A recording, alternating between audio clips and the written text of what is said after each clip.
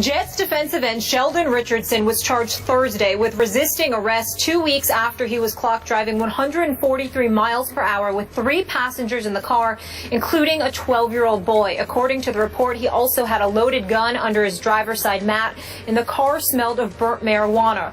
Richardson hid the arrest from the team and his family in hopes that it would take a while if it would ever come out. Richardson was suspended the first 4 games of the season last month for violating the league's substance abuse policy.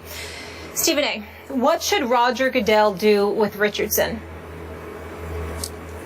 Breaks my heart to say this because I've interviewed Sheldon Richardson on a couple of occasions. I genuinely like him. I think he's a big-time player.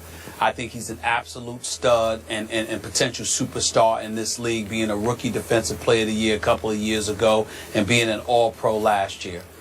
I've heard people say 4 games, an additional 4, which would amount to 8 games. Skip Bayless, Molly, I would suspend Sheldon Richardson for the entire year. He would not play for the 2015 NFL season. I know we're going there this Thursday to the Jets camp. I'm not going to start any trouble or anything like that because I respect all of these brothers. But if I had him, if I was speaking to him, I would tell him to his face. He'd be gone for the year. And here's why.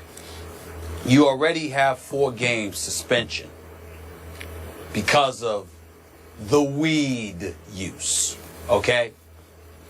You had to get busted several times in order for you to get handed a 4-game suspension, okay? You had to get busted several times.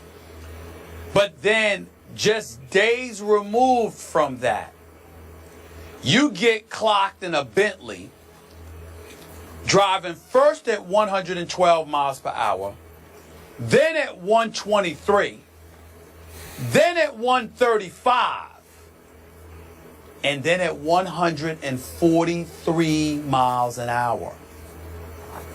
You got to remember that there was a train crash in Philadelphia a few months ago, and the damn Amtrak train was going slower than Sheldon Richardson was going down a highway or wherever it was in Missouri. So let's take this a step further.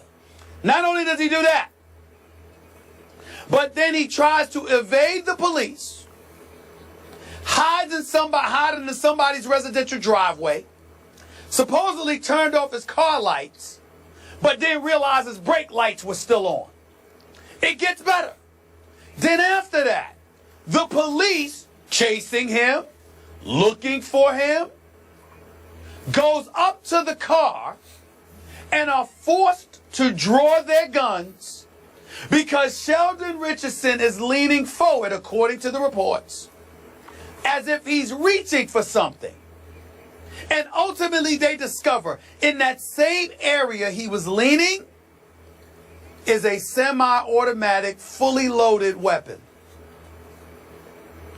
And oh, by the way, you got 3 other people in the car. One of them is a 12-year-old child. And then on top of it all, you also got a stench, strong smell of weed. Really? Really? Just days removed from being suspended for 4 games. And then you keep it from your employer. You don't warn them, you don't tell them anything, knowing that in this day and age, the stuff's going to eventually come out.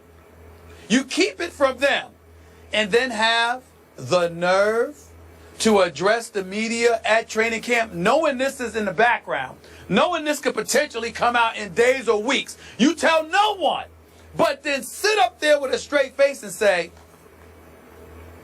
y'all ain't going to hear about me in the news anymore. I'm not going to do that. Weed ain't worth my money. Weed ain't worth me embarrassing my parents and shaming their name. You won't hear this again. Knowing good and damn well we probably were going to hear it because eventually it was going to get out. To me, the only question is I'm trying to figure out why is it that he was just charged, with whether it's being driving recklessly, resisting arrest. I'm trying to figure out why there wasn't a gun charge, why there wasn't a weed charge. I'm like, what about those?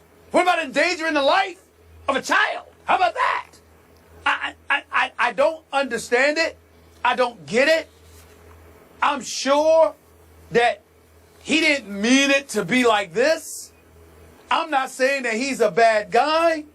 I know he's going to be a stud on the NFL level.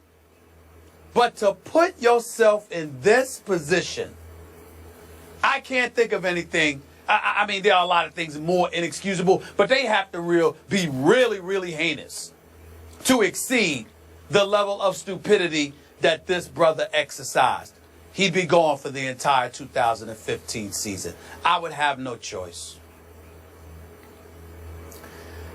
I have no choice but to agree with everything you just said.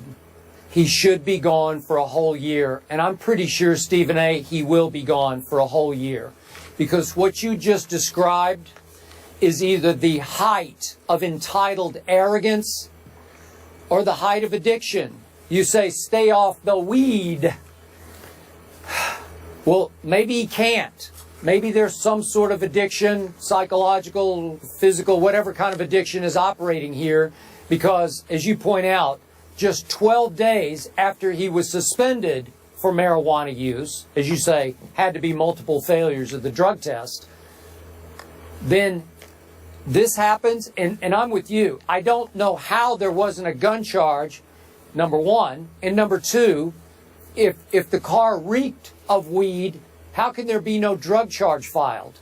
I don't know. I guess there are already so many charges of fleeing the police, going 143 miles an hour. Guess that was enough for the police who finally stopped him and cornered him. But look, on a football level, just a mere football level, it's a sad story for the Jets because you and I agree, Stephen A., after all the amazing moves and additions they made, they could have the best defense in pro football. Maybe they should have the best defense in pro football. This is a key piece because this kid turned out to be much better than I thought he was going to be before that draft. And that's a key anchor lost from the interior of that line. But on a human level, this is either all-time bad or all-time sad because, as Todd Bowles concluded, clearly he needs some help.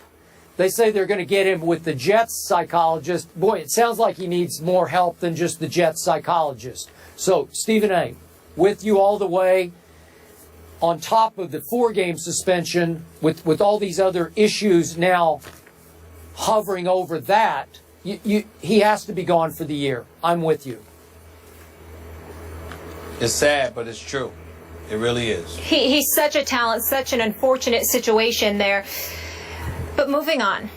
Stayed up past my bedtime the other day, paid $50 for this woman. Ronda Rousey's last 3 fights were 64 seconds combined.